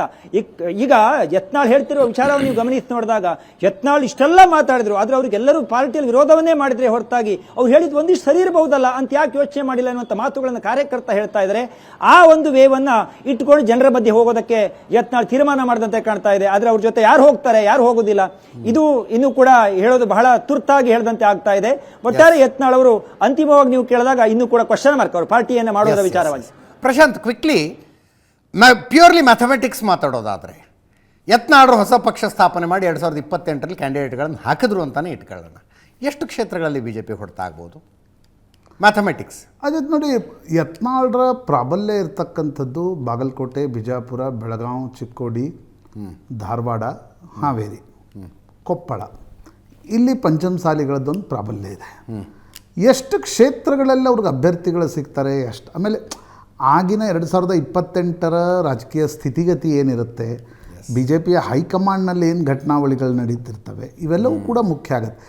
ಆಮೇಲೆ ಕರಾವಳಿ ಭಾಗದಲ್ಲಿ ನಾನು ಅದಕ್ಕೆ ಹೇಳಿದೆ, whether RSS will support Yatnal or will not support Yatnal, that is very crucial. ಯಾಕಂದರೆ ಕರ್ನಾಟಕದಲ್ಲಿ ಇವತ್ತಿನ ಸ್ಥಿತಿಗತಿಯಲ್ಲಿ RSS ವಿಜೇಂದ್ರ ಬಗ್ಗೆ ಒಂದಿಷ್ಟು ರಿಸರ್ವೇಷನ್ಸ್ಗಳಿವೆ ಅಂತಕ್ಕಂಥದ್ದು ಸ್ಪಷ್ಟ. ಆದರೆ ನಾಳೆ ಬಿ ಜೆ ಪಿಯ ಹೈಕಮಾಂಡ್, ಸಂಘದ ನೇತೃತ್ವ ಇದು ಸೇರಿ ಇಲ್ಲ, ನೀವು ಯತ್ನಾಳ್ರಿಗೆ ಬೆಂಬಲ ಕೊಡಿ ಅಂತಕ್ಕಂಥ ನಿರ್ಣಯ ತೆಗೆದುಕೊಳ್ಳೋದು ಕೂಡ ಸುಲಭ ಅಲ್ಲ. ಹೀಗಾಗಿ ಈಗ ನಾವು ಇಫ್ಸ್ ಆ್ಯಂಡ್ ಬಟ್ಸಲ್ಲೇ ಮಾತನಾಡಬಹುದು. ಕರೆಕ್ಟ್. ಆದರೆ ಒಂದು 50-60 ಕ್ಷೇತ್ರಗಳಲ್ಲಿ ಯತ್ನಾಳ್ರು ಏನಾದರೂ ಕ್ಯಾಂಡಿಡೇಟನ್ನು ಹುಡುಕುವಲ್ಲಿ, ಅಲ್ಲಿವರೆಗೆ ಸಸ್ಟೈನ್ ಮಾಡುವಲ್ಲಿ ಯಶಸ್ವಿ ಆದರೆ ಕರ್ನಾಟಕದಲ್ಲಿ ಬಿ ಜೆ ಪಿಗೆ ಒಂದು ಬಹಳ ದೊಡ್ಡ ಸಮಸ್ಯೆ ಆಗುತ್ತೆ. ಹಿಂದೆ ಯಡಿಯೂರಪ್ಪನವ್ರು ಏನು ಸಮಸ್ಯೆ ಮಾಡಿದ್ರು ಅಷ್ಟು ಸಮಸ್ಯೆಯನ್ನು ಯತ್ನಾಳ್ರು ಅವರ 50% ವೋಟ್ ತೆಗೆದುಕೊಂಡ್ರೂ ಕೂಡ ಬಿ ಜೆ ಪಿಗೆ ಸಮಸ್ಯೆ ಆಗ್ತಕ್ಕಂಥ ಸಾಧ್ಯತೆಗಳು ಹೆಚ್ಚು. ನೋಡಿ, ಕರ್ನಾಟಕದಲ್ಲಿ ಅಧಿಕಾರಕ್ಕೆ ಬರಬೇಕಂದ್ರೆ ಬಿ ಜೆ ಪಿಗೆ 37ರಿಂದ 38% ವೋಟ್ ಬೇಕು. ಕಾಂಗ್ರೆಸ್ ಕೂಡ ಈಗೇನು 42ರಲ್ಲಿದೆ, ಅದೊಂದು 5% ಕಳ್ಕೊಂಡ್ರೆ ನೀವು ಬಿ ಜೆ ಪಿ 4 to 5% ಏನಾದರೂ ಯತ್ನಾಳ್ರು ವೋಟ್ ತೆಗೆದುಕೊಳ್ಳುವಂಥ ಸ್ಥಿತಿ ನಿರ್ಮಾಣವಾದರೆ, ನನಗೆ ಇವತ್ತಿನ ಹೈಪೋಥೆಟಿಕಲ್, ಯಾಕಂದರೆ ಇವತ್ತಿನ ಮಟ್ಟಕ್ಕೆ ನನಗೆ ಆ ಸ್ಥಿತಿ ಯತ್ನಾಳ್ರು ತರ್ತಾರೆ ಅಂತ ಅನ್ನಿಸ್ತಾ ಇಲ್ಲ. ಏನೇನಾಗ್ಬೋದು ನಾಳೆ ಮುಂದೆ ಗೊತ್ತಿಲ್ಲ. ಯಾಕಂದರೆ ಈಗ ವಿಜೇಂದ್ರ ಹೊಸದಾಗಿ ರ್ಯಾಟಿಫೈ ಅಧ್ಯಕ್ಷರಾದರೆ 3 ವರ್ಷ ಟೈಮ್ ಸಿಗುತ್ತೆ. ಕರೆಕ್ಟ್. ಹೊಸದಾಗಿ ರ್ಯಾಟಿಫೈ ಮಾಡದೆ ಹಳೆಯ ಆದೇಶವನ್ನೇ ಮುಂದುವರಿಸಿದ್ರೆ 26ಕ್ಕೆ ವಿಜೇಂದ್ರ ಬದಲಾದ್ಮೇಲೆ ಯತ್ನಾಳ್ರು ವಾಪಸ್ ಬರ್ತಕ್ಕಂಥ ಒಂದು ಪರಿಸ್ಥಿತಿ ಕೂಡ ನಿರ್ಮಾಣ ಆಗ್ಬೋದು. We don't know what will happen.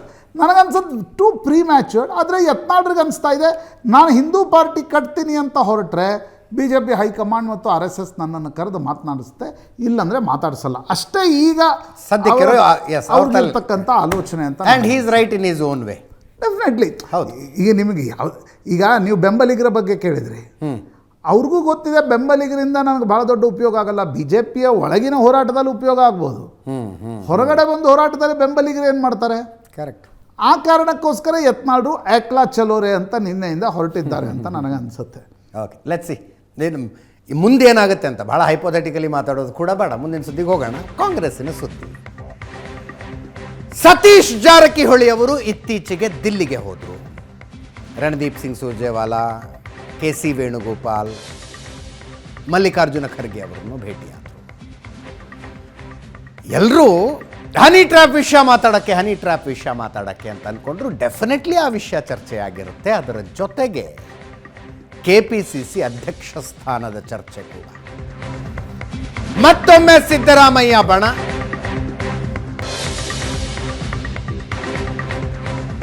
KPCC ಅಧ್ಯಕ್ಷ ಸ್ಥಾನದ ಪ್ರಯತ್ನವನ್ನು ಆರಂಭಿಸಿದೆ.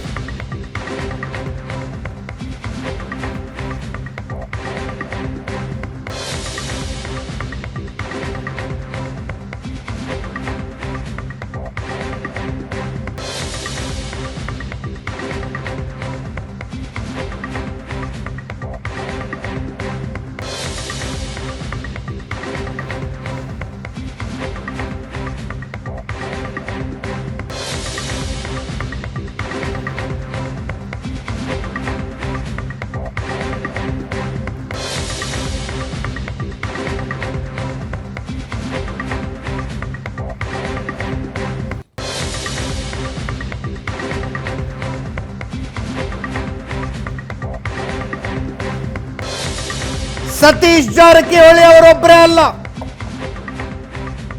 ಈಶ್ವರ್ ಖಂಡ್ರೆ ಸಹ ದೆಹಲಿಗೆ ಹೋದಾಗ ತಾವ್ಯಾಕೆ ಅಧ್ಯಕ್ಷರಾಗಬೇಕು, ಅದರಿಂದ ಪಕ್ಷಕ್ಕೆ ಏನು ಲಾಭ ಅನ್ನುವುದನ್ನ ಸತೀಶ್ ಜಾರಕಿಹೊಳಿ ಅವರು ವಿವರಿಸಿದ್ದಾರಂತೆ. ಬಿಜೆಪಿಯಿಂದ ಎಸ್ಟಿ ಸಮುದಾಯ ದೂರ ಆಗ್ತಾ ಇದೆ, ಪರಿಶಿಷ್ಟ ಜಾತಿ ಮತ್ತು ಪರಿಶಿಷ್ಟ ಪಂಗಡಗಳ ಮತಗಳು ಕಾಂಗ್ರೆಸ್ನತ್ತ ಕನ್ಸಾಲಿಡೇಟ್ ಆಗೋದಕ್ಕೆ ಇದು ಸಕಾಲ. ಈ ಅವಕಾಶವನ್ನು ಕಾಂಗ್ರೆಸ್ ಬಳಸಿಕೊಳ್ಳಬೇಕು.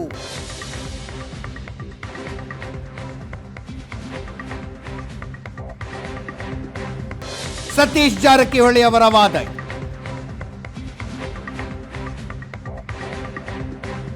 ಅವರ ಬೆನ್ನಲ್ಲೇ ಈಶ್ವರ್ ಖಂಡ್ರೆ ಅವರು ಹೋಗಿದ್ದಾರೆ. ಅವರು ವೇಣುಗೋಪಾಲ್ರನ್ನ ಭೇಟಿಯಾದರು.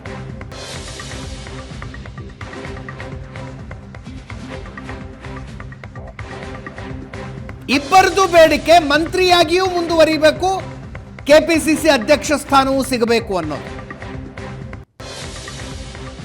ಈಶ್ವರ್ ಖಂಡ್ರೆ ಅವರು ಹೇಳ್ತಾರೆ, ನಾನು ಯಾವ ಬಣದಲ್ಲೂ ಗುರುತಿಸಿಕೊಂಡವನಲ್ಲ, ಲಿಂಗಾಯತ ಸಮುದಾಯಕ್ಕೆ ಕೆಪಿಸಿಸಿ ಅಧ್ಯಕ್ಷ ಸ್ಥಾನ ಕೊಟ್ರೆ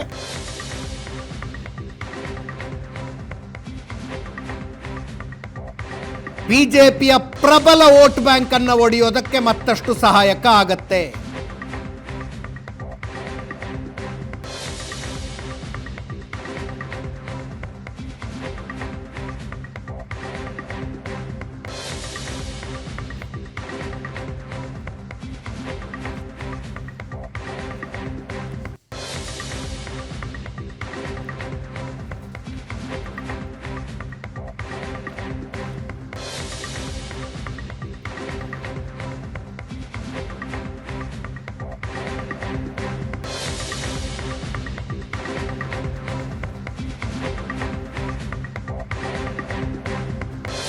ಆರೋಗ್ಯ ಸಚಿವ ದಿನೇಶ್ ಗುಂಡೂರಾವ್ ಅವರು ಒಬ್ಬರೇ ಕೆಪಿಸಿಸಿ ಅಧ್ಯಕ್ಷ ಸ್ಥಾನದಲ್ಲಿ ಕೂರೋದಕ್ಕೆ ಸಾಧ್ಯ ಇಲ್ಲ, ಅದು ಪರ್ಮನೆಂಟ್ ಅಲ್ಲ, ಶಾಶ್ವತ ಹುದ್ದೆಯಲ್ಲ ಅಂದ್ರು.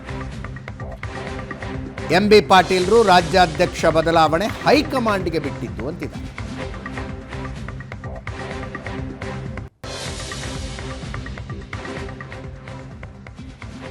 ಶಿವಕುಮಾರ್ ಅವರು ಕೂಡ ಚೆನ್ನಾಗಿ ಕೆಲಸ ಮಾಡ್ಕೊಂಡು ಬಂದಿದ್ದಾರೆ. ಆದ್ರೆ ಮುಂದೆ ಏನ್ ಮಾಡಬೇಕು, ಇದೇನು ಪರ್ಮನೆಂಟ್ ಪೋಸ್ಟ್ ಅಲ್ಲ ತಾನೆ, ಅಧ್ಯಕ್ಷ ಸ್ಥಾನ ಏನು ಶಾಶ್ವತವಾಗಿ ಒಬ್ಬರೇ ಇರಬೇಕು ಅಂತ ಏನಲ್ಲ.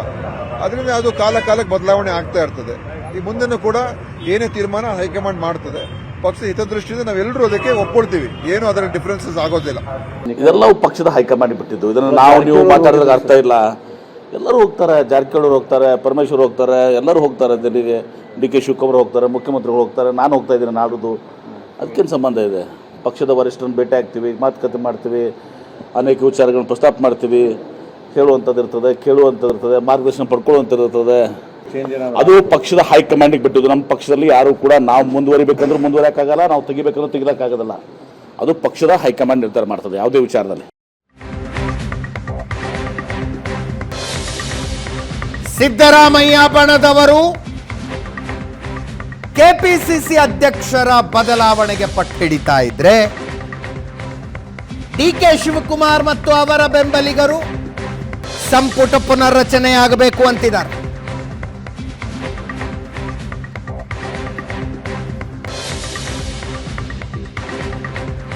ಸಚಿವ ಸಂಪುಟ ಪುನರ್ರಚನೆಯಾಗಬೇಕು ಅಂತಿದ್ದಾರೆ ಡಿ ಕೆ ಶಿವಕುಮಾರ್ ಮತ್ತು ಅವರ ಬೆಂಬಲಿಗರು.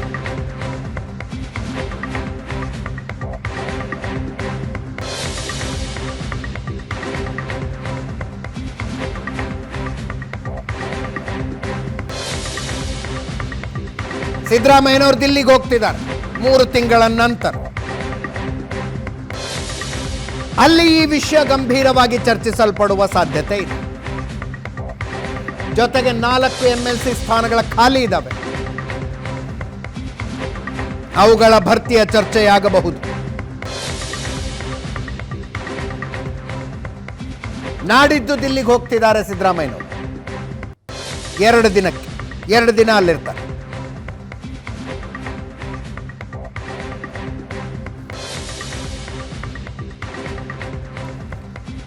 ಅನೇಕ ಸಚಿವರು ಮಾತಾಡಿದ್ದಾರೆ, ಕೇಳಿಸ್ಕೊಳ್ಳಿ. ಸಚಿವ ಸಂಪುಟ ಪುನಾರಚನೆಗೆ DCM ಒತ್ತಡ ಆಗ್ತಾ ಇದ್ರೆ CM ಅವ್ರ ಆಸಕ್ತಿ ತೋರ್ತಾ ಇಲ್ಲ ಅಂತ ಮಾಹಿತಿ. ಅದು ನನಗೆ ಗೊತ್ತಿಲ್ಲ. DCM ಅವ್ರಿಗೂ ಕೇಳಬೇಕು, CM ಅವ್ರಿಗೆ ಕೇಳಬೇಕು, ಯಾರು ಆಸಕ್ತಿ ಹೊಂದಿದ್ದಾರೆ, ಯಾರು ಆಸಕ್ತಿ ಹೊಂದಿಲ್ಲ ಅಂಥೇಳಿ ಅವ್ರಿಗೆ ಕೇಳಿದ್ರೆ ಸೂಕ್ತ. ಸಚಿವ ಸಂಪುಟ ಪುನರಚನೆ ತಿಕ್ಕಾಟ ಶುರುವಾಗಿರೋದು CM ಮತ್ತು DCM ಇನ್ನೂ ಬಗೆಹರಿದಿಲ್ಲ. ಯಾವುದು ತಿಕ್ಕಾಟ ಶುರುವಾಗಿಲ್ಲ, ಚಿಕ್ಕಾಟ ಎಲ್ಲ ಇದು ಪುನರ್ರಚನೆ ಆ ಮಾತೇ ಇನ್ನೂ ಬಂದಿಲ್ಲ. ಇನ್ನು ತಿಕ್ಕಾಟದ ಪ್ರಶ್ನೆ ಎಲ್ಲಿ ಬರುತ್ತೆ? ಈಗ ಮಾಡಬೇಕು ಅಂತ CM ಅವರು ಯಾರು ನಿಮ್ಗೆ ಹೇಳಿದ್ರ? ಅಲ್ಲ, ಆ ಥರ ಚರ್ಚೆ ಅಲ್ಲ, ನಿಮ್ಗೆ ಹೇಳಿದ್ರ? ಆ ಥರ ಆಗ್ತದೆ. ಯಾವುದೂ ಇಲ್ಲ. ಹೈಕಮಾಂಡ್ನವ್ರು ಇದ್ದಾರೆ, ಅವ್ರು ನೋಡ್ಕೊಳ್ತಾರೆ. CM ಅವರು 2ನೇ ತಾರೀಕು ಕರ್ನಾಟಕ ಭವನ ಉದ್ಘಾಟನೆ ಇದೆಯಲ್ಲ, 2ನೇ ತಾರೀಕು ಹೋಗ್ತಾ ಇದ್ದಾರೆ. 3ನೇ ತಾರೀಕು ಅವರು ಕೇಂದ್ರದಲ್ಲಿ ನಮ್ಮ ವರಿಷ್ಠರು ಕೂಡ ಭೇಟಿ ಆಗ್ತಾರೆ. ಖರ್ಗೆ ಸಾಹೇಬ್ರನ್ನ, ರಾಹುಲ್ ಗಾಂಧಿ ಅವ್ರನ್ನೆಲ್ಲ ಭೇಟಿ ಆಗ್ತಾರೆ. ಬಹಳ ದಿವಸ ಆಗಿತ್ತು CM ಅವರು ದೆಹಲಿಗೆ ಹೋಗಿ. ಅವರ ಆರೋಗ್ಯದ ಸಮಸ್ಯೆ ಕೂಡ ಏನಿತ್ತು, ಅದು ಸಮಸ್ಯೆ ಆಗಿತ್ತು. ಬಡ್ಜೆಟ್ ಇತ್ತು, ಎಲ್ಲೂ ಹೋಗಿರಲಿಲ್ಲ. ಈಗ ಖಂಡಿತವಾಗಿಯೂ ಅನೇಕ ವಿಷಯಗಳು ಚರ್ಚೆ ಮಾಡೋದಿದೆ CM ಅವ್ರಿಗೆ. ಖಂಡಿತ ಎಲ್ಲ ವಿಷಯಗಳನ್ನ ಚರ್ಚೆ ಮಾಡಿ ಬರ್ತಾರೆ ಮತ್ತು ಮುಂದಿನ ಹೆಜ್ಜೆ ಏನು ಅಂತ ಬಂದ್ಮೇಲೆ ಗೊತ್ತಾಗುತ್ತೆ. ಮತ್ತೊಮ್ಮೆ ಪ್ರಶಾಂತ್ ನಾಥ್ ನಮ್ಮ ಜೊತೆಗಿದ್ದಾರೆ. ಪ್ರಶಾಂತ್, ಇದೇನಿದು ಸಂಪುಟ ಪುನರ್ರಚನೆ, KPCC ಅಧ್ಯಕ್ಷರ ಬದಲಾವಣೆ, ಎರಡು ಒಂದಕ್ಕೊಂದು ಕನೆಕ್ಟೆಡ್. ಇದು ಒಂದಾದ್ರೆ ಒಂದಾಗುತ್ತೆ, ಒಂದಾಗದೇ ಇದ್ರೆ ಎರಡೂ ಆಗೋದಿಲ್ಲ ಅಂತ ಅಲ್ಲ, ಮುಖ್ಯಮಂತ್ರಿ ಸಿದ್ದರಾಮಯ್ಯನವರ ಬಣದ ಒತ್ತಡ ಇದೆ. ನೀವು ಸಂಪುಟ ಪುನಾರಚನೆ ಮಾಡಿ KPCC ಅಧ್ಯಕ್ಷರ ಬದಲಾವಣೆಯನ್ನು ಕೂಡ ಮಾಡಿ ಅಂತಕ್ಕಂಥದ್ದು. ಹೀಗಾಗಿ ಸಿದ್ದರಾಮಯ್ಯನವರು ದಿಲ್ಲಿಗೆ ಹೋಗೋಕ್ಕಿಂತ ಮುಂಚೆ ಸತೀಶ್ ಜಾರಕಿಹೊಳಿ ಹೋಗಿ ಬಂದರು, ಈಶ್ವರ್ ಖಂಡ್ರೆ ಹೋಗಿ ಬಂದರು. ಕಾಂಗ್ರೆಸ್ನ ಹೈಕಮಾಂಡ್ ಮನಸ್ಸಿನಲ್ಲಿದೆ, ಒಂದು 8 ಸಚಿವರನ್ನು ತೆಗೆದು ಸಂಪುಟ ಪುನಾರಚನೆ ಮಾಡಿದರೆ ಒಂದು ವೇಗ ಕೊಡ್ಬೋದು ಸರ್ಕಾರಕ್ಕೆ ಅಂತಕ್ಕಂಥದ್ದು ಪ್ರಮುಖವಾಗಿ ರಾಹುಲ್ ಗಾಂಧಿ ತಲೆಯಲ್ಲಿದೆ. ಈಗ ಅದರಲ್ಲಿ DK ಶಿವಕುಮಾರ್ ನೋಡ್ತಿದ್ದಾರೆ. ಈಗ 10 ಜನರನ್ನು ತೆಗೆದ್ರೆ ನಾಳೆ ಅಕ್ಟೋಬರ್ 31 ಡೆಡ್ಲೈನ್ ಇದೆ. ನವೆಂಬರ್ನಲ್ಲಿ ಮುಖ್ಯಮಂತ್ರಿ ಬದಲಾವಣೆ ಆಗ್ಬೇಕಲ್ಲ, ಅದಾಗಲಿಕ್ಕಿಲ್ಲ. ಹೀಗಾಗಿ ಅವ್ರದ್ದು ಸಂಪುಟ ಪುನಾರಚನೆಗೆ ಮನಸ್ಸಿಲ್ಲ. ಇನ್ನೊಂದು ಕಡೆ ಸಿದ್ದರಾಮಯ್ಯನವರು ಹೇಳ್ತಿದ್ದಾರೆ KPCC ಅಧ್ಯಕ್ಷರ DK ಶಿವಕುಮಾರ್ ಮನಸ್ಸಿಲ್ಲ ಅಂದ್ರೆ ನೀವು ಅಂದರೆ ಅವ್ರು ತುಂಬ ಮನಸ್ಸಿಲ್ಲ ಅದರಲ್ಲಿ. ಯಾಕಂದರೆ ನೋಡಿ, ಈಗ ನಿಮ್ಗೆ ಏಪ್ರಿಲ್ ಅಥವಾ ಮೇನಲ್ಲಿ ಸಂಪುಟ ಪುನಾರಚನೆ ಆಯಿತು ಅಂತ ಅಂದ್ಕೊಳ್ಳಿ, ಅಕ್ಟೋಬರ್ ಬಂದೇ ಬಿಡುತ್ತೆ. ಅಕ್ಟೋಬರ್ನಲ್ಲಿ ಹೆಂಗೆ ಮುಖ್ಯಮಂತ್ರಿಗಳ ಬದಲಾವಣೆ ಆಗುತ್ತೆ? ಆದರೆ ಅಕ್ಟೋಬರ್ 31ಕ್ಕೆ ಮುಖ್ಯಮಂತ್ರಿಗಳ ಜೊತೆ ಮಂತ್ರಿಗಳನ್ನು ಬದಲಾಯಿಸಿ ಅಂತಕ್ಕಂಥದ್ದು DK ಶಿವಕುಮಾರ್ ವಾದ ಇರುತ್ತೆ. ಆದರೆ ವೇಣುಗೋಪಾಲ್ ಮತ್ತು ಸುರ್ಜೇವಾಲಾ ಲೋಕಸಭಾ ಚುನಾವಣೆ ಆಗಿ ಇಲ್ಲೇನು ಬೆಂಗಳೂರಿಗೆ ಬಂದಿದ್ದರು, ಸಿದ್ದರಾಮಯ್ಯನವರು ಮನೆಯಲ್ಲೇ ಹೇಳಿದರು ಅವರು ಇಲ್ಲ ಸಂಪುಟ ಪುನಾರಚನೆ ಮಾಡಿ ಅಂತಕ್ಕಂಥದ್ದನ್ನು. ಆದರೆ ಆಮೇಲೆ ಹೈಕಮಾಂಡ್ಗೆ ಅನ್ನಿಸ್ತು ಬೈ ಇಲೆಕ್ಷನ್ಸ್ ಇದೆ ಅಂತ. ಬೈ ಇಲೆಕ್ಷನ್ಸ್ ಆದಮೇಲೆ DK ಶಿವಕುಮಾರ್ ಹೇಳಿಕೆ ಬಂತು. ಈಗ ನನಗನ್ಸುತ್ತೆ ಇದು ಮೈಂಡ್ ಗೇಮ್ ಆ್ಯಂಡ್ ಪೋಸ್ಚರಿಂಗ್ ಗೇಮ್ ಏನಿದೆ, ಇದೀಗ ನಾಳೆ ನಾಡಿದ್ದು ದಿಲ್ಲಿಗೆ ಶಿಫ್ಟ್ ಆಗುತ್ತೆ. ಇಷ್ಟು ದಿನಗಳವರೆಗೆ DK ಶಿವಕುಮಾರ್ ಹೈಕಮಾಂಡ್ ಮೇಲೆ ಒತ್ತಡ ಹೇರಿ ತನಗೇನು ಬೇಕೋ ಅದನ್ನೆಲ್ಲ ಮಾಡಿಸ್ಕೊಂಡು ಬಂದರು. ಭಾಳ ದಿನಗಳ ನಂತರ ಸಿದ್ದರಾಮಯ್ಯನವರು ಹೋಗ್ತಿದ್ದಾರೆ. ಅವರು ಏನು ಕಡಿಮೆ ಪೊಲಿಟಿಕಲ್ ಆಟಗಾರ ಏನಲ್ಲ. ಅವರು ಹೋಗೋಕ್ಕಿಂತ ಮುಂಚೆ ಸತೀಶ್ ಜಾರಕಿಹೊಳಿಯನ್ನು ಕಳಿಸಿದ್ರು, ರಾಜಣ್ಣನ ಕಳಿಸಿದ್ರು. ರಾಜಣ್ಣ ಅವರ ವಿಧಾನಸಭೆಯ ಹೇಳಿಕೆ ಬಂತು. ಸೊ ಇದರ ಒಟ್ಟಾರೆ ಚಿತ್ರಣ ದಿಲ್ಲಿಯಲ್ಲಿ ಏನಾಗುತ್ತೆ, ದಿಲ್ಲಿಯ ಮಾತುಕತೆಯಲ್ಲಿ ಸಿದ್ದರಾಮಯ್ಯನವರು ಏನು ಹೇಳ್ತಾರೆ ಅಂತಕ್ಕಂಥದ್ದು ಬಹಳ ಮುಖ್ಯ. ನನಗನ್ಸುತ್ತೆ ಅಜಿತ್, ಹೈಕಮಾಂಡ್ ಮನಸ್ಸಿನಲ್ಲಿ ಏನಿದೆ ಅನ್ನೋದು ಸಿದ್ದರಾಮಯ್ಯನವರ ದಿಲ್ಲಿ ಯಾತ್ರೆಯ ನಂತರ ನಮಗೂ ಕೂಡ ಒಂದು ಸ್ಪಷ್ಟತೆ ಬರಬಹುದು. Let's wait. Thank you so much Prashanth. ಇದರೊಂದಿಗೆ ಇವತ್ತಿನ ಪಾರ್ಟಿ ರೌಂಡ್ಸ್ ಮುಗಿಸ್ತಾ ಇದ್ದೀನಿ. ನೇರ ದಿಟ್ಟ ನಿರಂತರ ಸುದ್ದಿಗಾಗಿ ನೋಡ್ತಾ ಇರಿ ಏಷ್ಯಾನೆಟ್ ಸುವರ್ಣ ನ್ಯೂಸ್.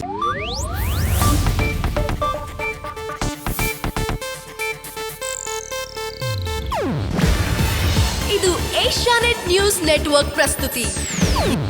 ನೀವು ನೋಡ್ತಿದ್ದೀರಾ ಏಷ್ಯಾನೆಟ್ ಸುವರ್ಣ ನ್ಯೂಸ್.